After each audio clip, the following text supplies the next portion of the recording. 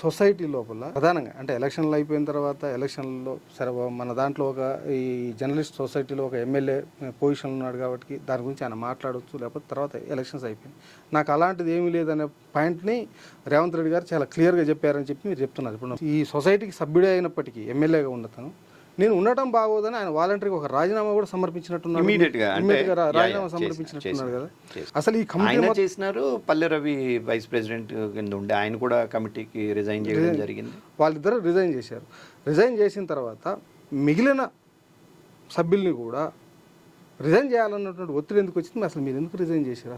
ఒకటండి, ఇప్పుడు ఒక డైరెక్టర్ పోస్టు అప్పుడు మనం ఎన్నికలు కారణంతో కొంత మనం ఆ టైంకి మనందరం వర్కింగ్ జర్నలిస్ట్ కదా.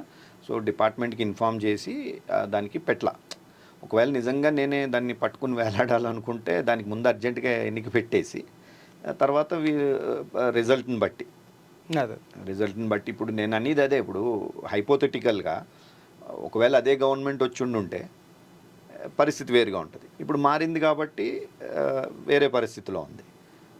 సో దానికి అనుగుణంగా ఏమైందంటే ఎప్పుడైతే వాళ్ళంతటా వాళ్ళు వాలంటరీగా చెప్పుండే ఇది కరెక్ట్ కాదు కదా, మేము ఆ రోజు మేము గవర్నమెంట్లో ఉన్నాం కాబట్టి మేము ఉన్నాం, ఈరోజు మేము వేరే గవర్నమెంట్ వచ్చింది, పొలిటికల్గా కూడా ఇష్యూ అవ్వకూడదని చెప్పి వాళ్ళిద్దరూ స్వచ్ఛందంగానే వాళ్ళు రాజీనామా చేయడానికి జరిగింది.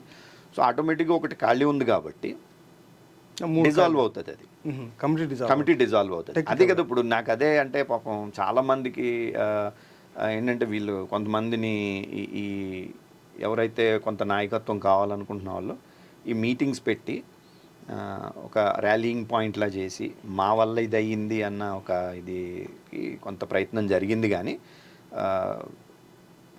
బట్ ఒక 3 ఉన్నప్పుడు డిజాల్వ్ అవ్వడం అన్నది it is a routine process.